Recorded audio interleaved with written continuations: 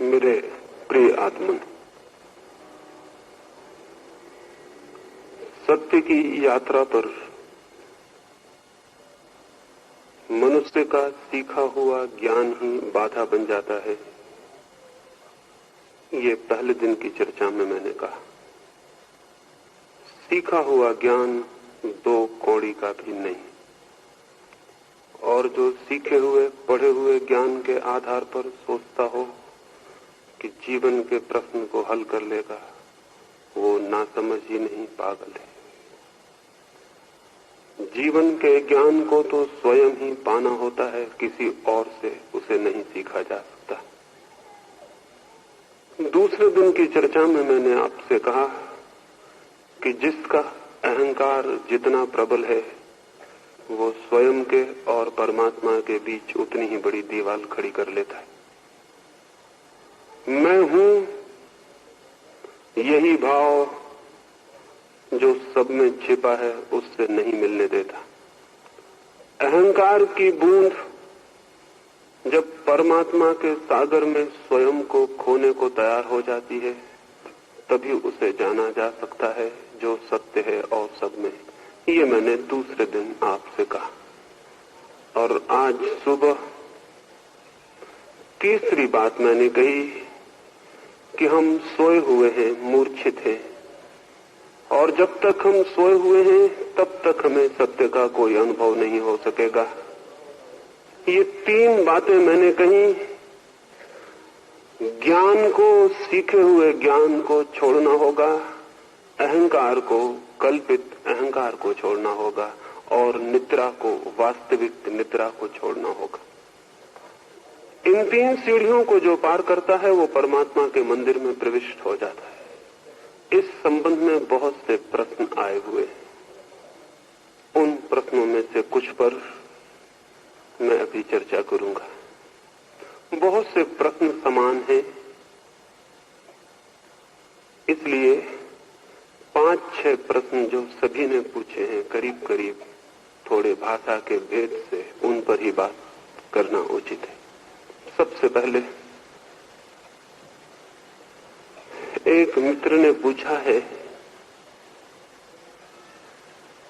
धार्मिक व्यक्तित्व क्या है, रिलीजियस माइंड क्या है, किस व्यक्ति को आप धार्मिक कह रहे हैं? शायद इसलिए ये प्रश्न उनके मन में पैदा हुआ क्योंकि मैंने कहा, मंदिर जो जाता है उतने से ही कोई धार्मिक नहीं हो जाता। शास्त्र जो पढ़ता है उतने से ही कोई धार्मिक नहीं हो जाता। संन्यास भी कोई ले ले, वस्त्र कोई बदल ले, घर द्वार छोड़ दे, उतने से भी कोई धार्मिक नहीं हो जाता है। धार्मिक होना फिर क्या है? इसलिए ठीक ही पूछा है कि किस मन को, किस चित्त को मैं धार्मिक कहता हूं, कौन है रिलीजियस माइंड?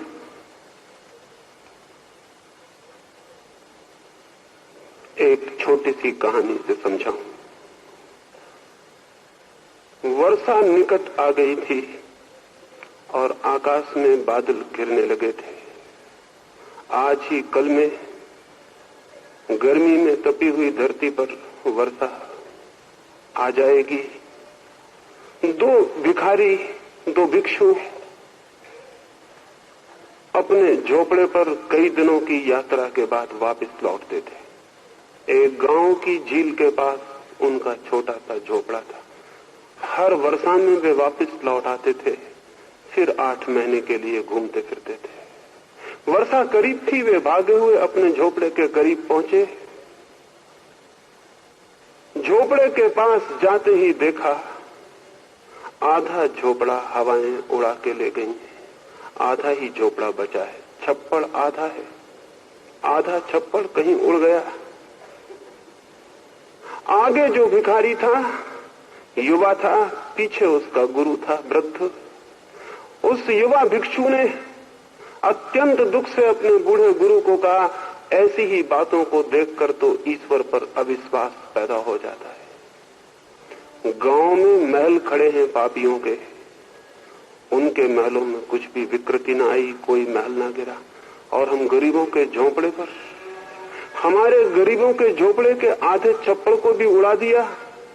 ऐसी ही बातों से तो मन क्रोध से भर जाता है, ऐसी ही बातों से तो परमात्मा के प्रति विरोध पैदा हो जाता है। हम गरीबों का झोपड़ा ही था उड़ाने को, तोड़ने को। ये वो बड़े क्रोध से कहा, लेकिन देखकर हैरान हुआ, उसके गुरु की आंखों से आंसू बह जा रहे हैं, और वे आंसू दुख के नहीं, किसी अपूर्व आनंद के हैं। और उस गुरु के हाथ जुड़े हैं आकाश की तरफ, और वो कुछ गुनगुना रहा है, कोई गीत। वो चुपचाप खड़े होकर सुनने लगा। उस बूढ़े ने कहा, हे परमात्मा, ऐसी ही बातों से तुझ पर विश्वास आ जाता है। हवाओं का क्या भरोसा, पूरा झोपड़ा भी उड़ा के ले जा सकती थी। आधा रोका है तो तूने ही रोका होगा। हवाओं का क्या भरोसा, पूरा झोपड़ा भी जा सकता था। आधा रोका है तो तूने ही रोका होगा। धन्यवाद, हम दरिद्रों का भी तुझे ख्याल है।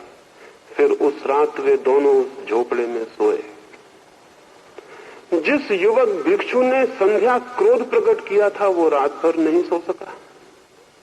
रात भर उसके मन में बड़ी बेचैनी, बड़ी अशांति, बार बार यही ख्याल कि गरीब के झोपड़े को तोड़ने की बात क्या उचित है, हमने क्या बुरा किया। दिन रात जिसकी प्रार्थना करते हैं वही हमारा साथी नहीं, तो हम और क्या आशा करें प्रार्थनाओं से, और क्या आशा करें। रात भर बेचैन वो करवट बदलता रहा, क्योंकि सांझ दुख में सोया था तो रात भी दुख सरकता रहा। सांझ जिस भाव को लेकर हम सोते हैं, पूरी नींद उसी भाव में परिवर्तित हो जाती। लेकिन बूढ़ा रात भर सोया बड़े आनंद से। सुबह उठकर उसने एक गीत लिखा, और उस गीत में फिर परमात्मा को धन्यवाद दिया और कहा, हे पिता, हे परमपिता, हे प्रभु, हमें क्या पता था आधा झोपड़े का भी आनंद होता है। कल रात हम सोए भी रहे आधे छप्पड़ में, और जब भी आंख खुली तो तेरे चांद, तेरे तारों को भी देखा। बड़ी खुशी है, अब वर्षा आएगी। हम आधे में सोएंगे भी, आधे में वर्षा का गीत, टप टप बूंदे, वे भी सुनेंगे। हमें क्या पता था, अगर पहले से पता होता हम आधा झोपड़ा खुद ही तोड़ देते, तेरी हवाओं को तकलीफ भी ना देते। इस आदमी को मैं धार्मिक आदमी कहता हूं। ये रिलीजियस माइंड है। ये चाहे किसी मंदिर और मस्जिद में जाता हो या न जाता हो, ये किसी शास्त्र को पूजता हो न पूजता हो, इसके वस्त्र गेरुए रंगे हो न रंगे हो, ये घर में हो घर के बाहर हो, ऐसा जो चित्त है वो धार्मिक है। धर्म कोई बाहरी क्रियाकांड नहीं, दृष्टि का परिवर्तन है। धर्म कोई बाहरी परिवर्तन नहीं, अंतस का बदल जाना है, दृष्टि का, देखने के ढंग का। इतना आसान मत समझ लेना कि हम मंदिर चले जाते हैं तो धार्मिक हो जाएंगे। इतनी सस्ती बात होती तो पृथ्वी पर बहुत मंदिर हैं, बहुत मस्जिद हैं, बहुत चर्च, पृथ्वी धार्मिक कभी की हो गई होती। लेकिन मंदिर मस्जिद बढ़ते गए हैं और धर्म का कोई कहीं पता नहीं। धर्म कहीं भी नहीं है। धर्म को हमने एक बाह्य उपचार बनाया, इसीलिए पृथ्वी पर धर्म पैदा नहीं हो सका। धर्म है आंतरिक चित्त की दशा, धर्म है मनस्थिति, धर्म है एटीट्यूड, धर्म है भीतर के देखने का ढंग। इसलिए कोई मंदिर में पहुंच जाए तो धार्मिक नहीं हो जाता, लेकिन जो आदमी धार्मिक है वो कहीं भी पहुंच जाए वहीं मंदिर जरूर हो जाता है। इसे मैं फिर से दोहराऊं, धार्मिक आदमी वो नहीं जो मंदिर में पहुंच जाता है। धार्मिक आदमी वो है कि जहां पहुंच जाए वहीं मंदिर हो जाए। धार्मिकता चित्त की एक दशा है। ये चित्त की दशा निरंतर जागरूक होश से भरे रहकर जीने से पैदा होती है, न तो ये प्रार्थनाओं से पैदा होती है, न पूजाओं से,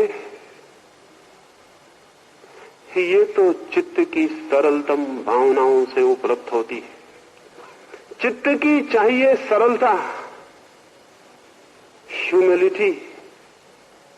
चित्त का चाहिए बिना जटिल होना, अजटिलता। चित्त की चाहिए इतनी सरलता कि वो चित्त की सरलता ही जीवन बन जाए।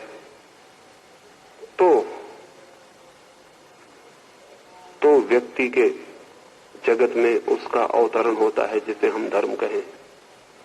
लेकिन ये कोई ऐसी बात नहीं है कि कोई आधा घंटे को धार्मिक हो जाए और 23.5 घंटे को अधार्मिक हो जाए। एक और मित्र ने, और भी कई मित्रों ने पूछा है कि हम क्या करें, थोड़ी बहुत देर के लिए समय निकाल सकते हैं? समय ज्यादा हमारे पास नहीं है, तो हम क्या करें? मंत्र जाप करें, नाम जपें, पूजा करें, थोड़ा बहुत समय दे सकते हैं, उसमें हम क्या करें? मैं निवेदन करना चाहूंगा, धर्म कोई ऐसी बात नहीं कि आप थोड़े से समय में कर लें और उससे निपट जाएं। धर्म 24 घंटे की साधना है। और इस बात से बहुत भ्रांति दुनिया में पैदा हुई है कि कोई सोचे कि हम थोड़ी देर को धार्मिक हो जाएं। धार्मिक होना 24 घंटे चलने वाली श्वासों की तरह है। ऐसा नहीं कि आप आधा घंटा श्वास ले लें, फिर 23.5 घंटा श्वास लेने की कोई जरूरत न रह जाए। धर्म एक अखंड चित्त की दशा है, खंडित नहीं। कोई कंपार्टमेंट नहीं बनाए जा सकते कि आधा घंटे को मंदिर में जाके मैं धार्मिक हो जाऊंगा। ये असंभव है, ये बिल्कुल इम्पॉसिबल है। जो आदमी मंदिर के बाहर अधार्मिक था और मंदिर के बाहर फिर अधार्मिक हो जाएगा, आधे घंटे को मंदिर के भीतर धार्मिक हो सकता है? चित्त एक अविच्छिन्न प्रवाह है, एक कंटिन्यूटी है। कहीं ऐसा हो सकता है क्या कि गंगा काशी के घाट पर आके पवित्र हो जाए, पहले अपवित्र रही हो, फिर काशी का घाट निकल जाए, फिर आगे अपवित्र हो जाए, सिर्फ बीच में पवित्र हो जाए? गंगा एक सातत्य, एक कंटिन्यूटी है। अगर गंगा काशी के घाट पर पवित्र होगी तो तभी होगी जब पहले भी पवित्र हो, और अगर काशी के घाट पर पवित्र हो गई तो आगे भी पवित्र रहेगी। मैंने सुना है, एक आदमी अपनी मृत्यु शैया पर था, अंतिम घड़ी थी उसकी। परिवार के मित्र, परिवार के लोग, पुत्र बधुएं, उसकी पत्नी सब इकट्ठे थे। संध्या के करीब उसने आंख खोली, सूरज ढल गया था और अभी घर के दिए न जले थे, अंधेरा था।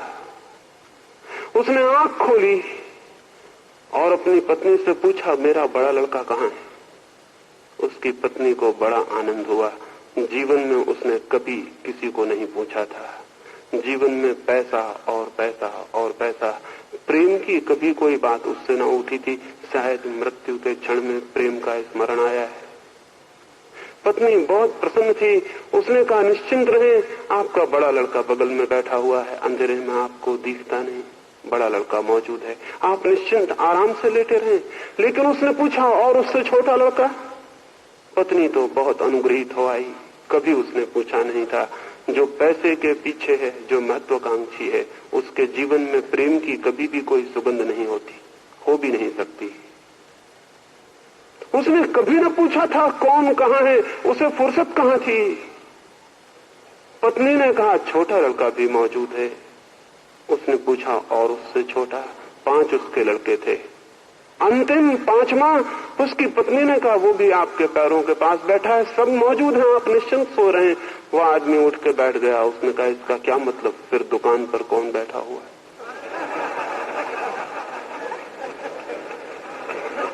वो 5 लड़कों की फिक्र में नहीं था, पत्नी भूल में थी।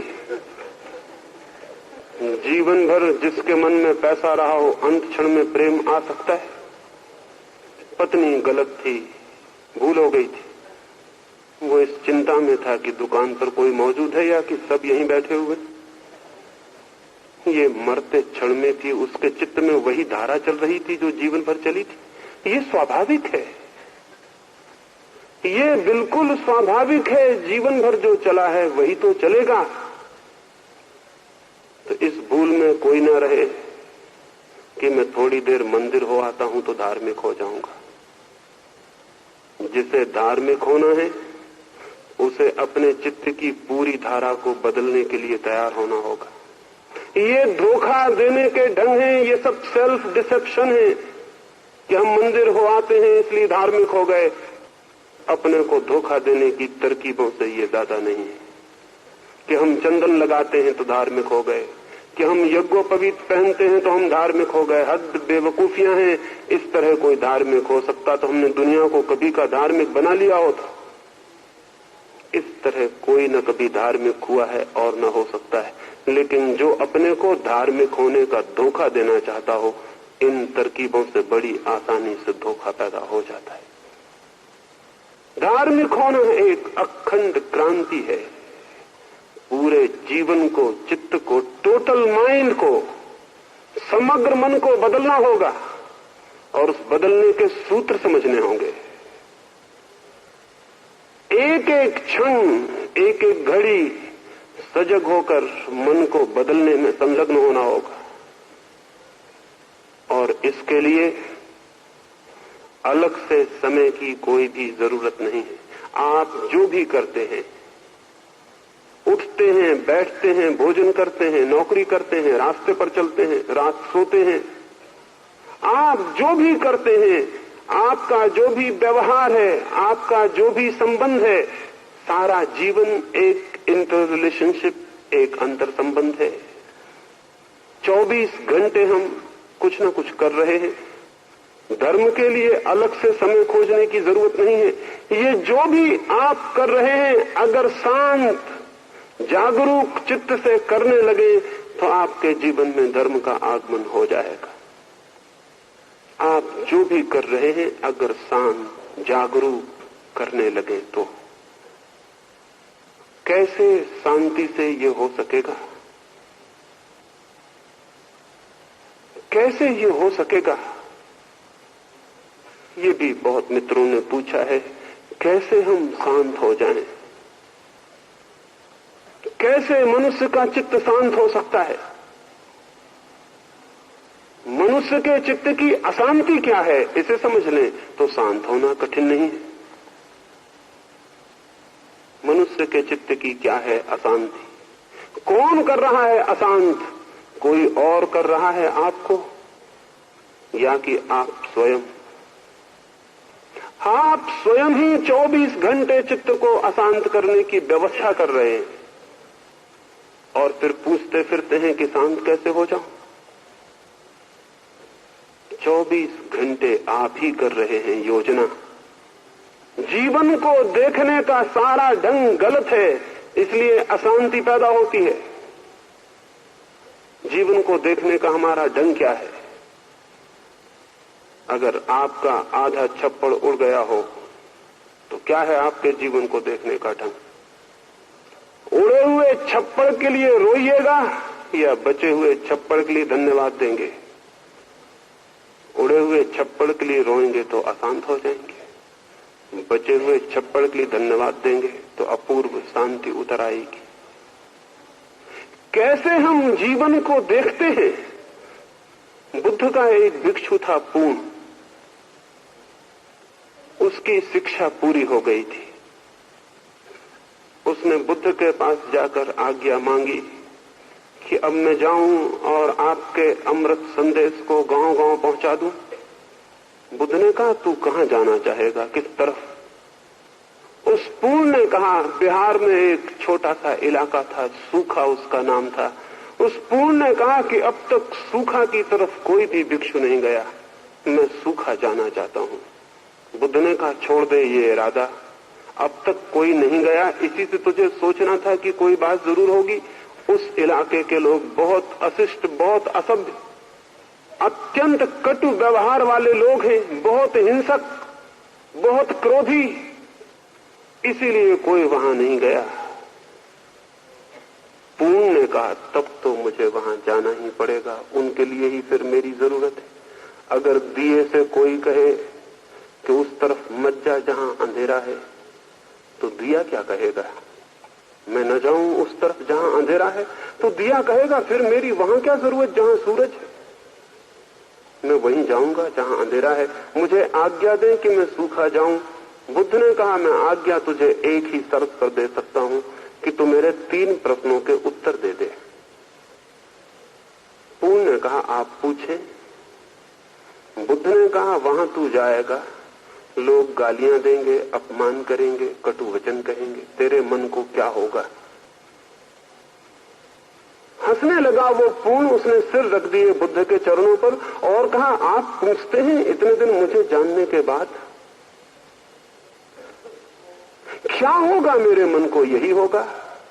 कितने भले लोग हैं, सिर्फ गालियां देते हैं, अपमान करते हैं, मारते नहीं। मार भी सकते थे।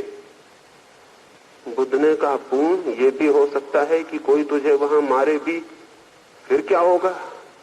पूर्ण ने कहा, जानते हैं फिर भी पूछते हैं आप? होगा यही। कितने भले लोग हैं, सिर्फ मारते हैं, मार ही नहीं डालते। मार भी डाल सकते थे। बुद्ध ने कहा, अंतिम बात और पूछ लूं, अगर उन्होंने मार ही डाला तो मरते क्षणों में तुझे क्या होगा? सोच सकते हैं क्या कहा होगा पूर्ण ने? आता है ख्याल कोई? ठीक था कि गाली देते थे तो पूर्ण ने कहा, मार डालेंगे। मारते नहीं, मार डालते नहीं, यही बहुत, यही शुभ है। लेकिन बुद्ध ने कहा, मार ही रहे हैं, तेरी हत्या कर रहे हैं, क्या होगा तेरे मन को? पूर्ण ने कहा, जानते हैं भली भांति आप, फिर भी पूछते हैं, यही होगा। कितने भले लोग हैं, उस जीवन से छुटकारा दिलाए देते जिसमें कोई भूल चूक हो सकती थी। ऐसी दृष्टि का फल है शांति। इससे उल्टी दृष्टि का फल है अशांति। एक आदमी फूलों की बगिया में जाए, गुलाब के फूल के पौधे के पास खड़ा हो, 2 रास्ते हैं। या तो गुलाब के उस पौधे में खिले हुए एक फूल को देख ले। एक फूल बहुत कम है, पत्ते बहुत हैं, कांटे बहुत हैं। ये भी हो सकता है एक फूल न देखे, कांटों की गिनती करे और कहे कि इतने कांटे हैं इस पौधे में। कैसी बुरी है ये दुनिया, इतने कांटे हैं। मुश्किल से खिलता है एक फूल और कांटे ही कांटे, 1000-1000 कांटे हैं। कैसी है ये दुनिया, कैसी दुखपूर्ण। वो आदमी अशांत हो जाए, नहीं तो क्या होगा। कोई दूसरा आदमी ये भी देख सकता है, कैसी अद्भुत है ये दुनिया, इतने कांटे हैं जहां, वहां भी एक फूल खिल पाता है। इतने कांटे हैं जहां, इतने कांटों के बीच भी एक फूल खिलता है। कितनी अद्भुत है ये दुनिया, कितनी रहस्यपूर्ण, कितने अनुग्रह के योग, कितना ग्रेटिट्यूड, कितना धन्यवाद करें किसी का। एक आदमी देखने जाए जीवन को, तो जीवन में जो जो अंधेरा है उसे गिन सकता है। जीवन में जो जो बुरा है उसकी गणना कर सकता है। जीवन में जो जो दुख है उसकी संख्या को आंकड़ा बांध सकता है। और तब अगर अशांत हो जाए तो जुम्मा किसका होगा? और फिर रोए और चिल्लाए और फिर गूंजे, ढूंढे गुरुओं को और पूछे कि मुझे शांति का रास्ता बताओ। और गुरु भी ऐसे ना समझ कि वे कहें कि राम राम जप तो सब ठीक हो जाएगा, जैसे राम राम न जपने से ये अशांति पैदा हुई हो। ये अशांति पैदा की है इसके जीवन की दृष्टि ने। इसके जीवन की दृष्टि ही भ्रांत और गलत है। इसने गलत को ही चुनने का उपक्रम साध लिया है। इसने व्यर्थ को ही देखने की चेष्टा की है। इसने अंधकार के साथ ही मोह बांध लिया है। इसे प्रकाश दिखाई नहीं पड़ता, इसे फूल दिखाई नहीं पड़ते, इसे प्रेम दिखाई नहीं पड़ता। इसे तो जो भी दिखाई पड़ता है वही रुग्ण कर देता है इसे और अशांत कर देता है। कैसे धार्मिक चित्त को साधेंगे? शांति में खिलता है धार्मिक चित्त। और शांति, शांति है जीवन का सम्यक दृष्टिकोण, राइट एटीट्यूड। रोज रोज 24 घंटे में, रोज रोज प्रतिक्षण उस ठीक दृष्टि को, सम्यक दृष्टि को उस सम्यक दर्शन को, वो ठीक ठीक देखने को निरंतर निरंतर प्रतिक्षण साधना है। प्रतिक्षण, एक क्षण भी छुट्टी देने की सुविधा नहीं है। धार्मिक व्यक्ति को कोई छुट्टी नहीं, कोई हॉलीडे नहीं कि आज छुट्टी दे दें फिर कल साथ लेंगे। एक क्षण भी छुट्टी का अवकाश नहीं है। एक एक क्षण देखते, जागते, समझते, धीरे धीरे वो दृष्टि जो भीतर छिपी है प्रकट होने लगती और तब सब बदल जाता है। तब सब बदल जाता है। तब नहीं दिखाई पड़ते कांटे, बल्कि जब दृष्टि पूरी उपलब्ध होती है तो हर कांटा फूल में परिवर्तित हो जाता है और हर अंधकार एक दिया बन जाता है और हर बुरी घटना में किसी शुभ संकेत की सूचना मिल जाती है। फिर धीरे धीरे तो सब कुरूपता विलीन हो जाती है, रह जाता है सिर्फ सौंदर्य। सिर्फ सौंदर्य रह जाता है, नहीं रह जाता जीवन में कुछ कुरूप, नहीं रह जाता जीवन में कुछ विकृत। सती हो जाता है, सभी स्वस्थ और संस्कृत। लेकिन वो दृष्टि पर निर्भर है, वो दृष्टि पर ही निर्भर है कि हम कैसे देखते हैं। तो बहुत जल्दी इस बात की न करें कि आप जल्दी से वस्त्र बदल लें, क्रिया बदल लें, उपवास कर लें। इस सबसे नहीं, खोजें अपनी दृष्टि को कि कहां कहां घाव है मेरे, किन किन घावों से मैं पीड़ित और परेशान हूं। और तब आपको दिखाई पड़ेगा आपने ही अपनी छाती में छुरी मारी है रोज रोज, ये घाव किसी और ने नहीं किए। और जब दिख जाए कि मेरे ही हाथ छुरी मारते हैं तो छुरी फेंक देना कठिन थोड़ी है, या फिर छुरी से बहुत मोह हो और घाव में बहुत आनंद हो तो आपकी मर्जी, फिर तो कोई सवाल नहीं। लेकिन मनुष्य स्वयं ही है आत्महंता, कोई और नहीं। और जब तक इस सत्य की स्पष्ट प्रतीति न हो तब तक आप स्वयं को बदल भी नहीं सकते। एक और मित्र पूछते हैं कि क्या सेवा करना ही पर्याप्त नहीं है? हम सेवा करें तो क्या परमात्मा की उपलब्धि नहीं हो जाएगी? क्यों पड़े इन सारी बातों में? उन्होंने पूछा है सेवा करें गरीबों की, दीनों की, दुखियों की, तो उसी सर्विस से, उसी सेवा से क्या नहीं मिल जाएगा प्रभु? नहीं, भूल के भी कभी नहीं मिलेगा। धर्म से तो सेवा उत्पन्न हो सकती है, लेकिन सेवा से धर्म उत्पन्न नहीं होता है। धार्मिक व्यक्ति का जीवन तो सेवक का जीवन होता ही है, लेकिन सेवक का जीवन धार्मिक आदमी का जीवन नहीं होता है। इस तरह उल्टा नहीं होता है। दिया जल जाए तो अंधेरा निकल ही जाता है, लेकिन कोई कहे कि हम अंधेरे को निकालने की कोशिश करें तो दिया जल जाएगा, तो फिर दिया नहीं जलता है। अंधेरे को मर जाए कोशिश कर करके निकाल के, अंधेरा नहीं निकलने वाला और दिया तो जलने वाला नहीं। हालांकि दिया जलता है तो अंधेरा जरूर निकल जाता है, लेकिन अंधेरे के निकलने से दिया नहीं जलता। चित्त में धर्म का जन्म होता है तो सेवा जरूर आ जाती है, लेकिन सेवा से कोई धर्म नहीं आता। बल्कि बिना धर्म के जो सेवा है वो भी अहंकार को ही तृप्त करती है, उसका ही साधन बनती। वो भी कहती है मैं हूं सेवक, मैंने की है सेवा, मैं हूं बड़ा सेवक, मुझसे बड़ा सेवक कोई भी नहीं। और ऐसा सेवा करने वाला वर्ग जितनी मिसचीफ, जितने उपद्रव पैदा करवाता है उसका कोई हिसाब नहीं।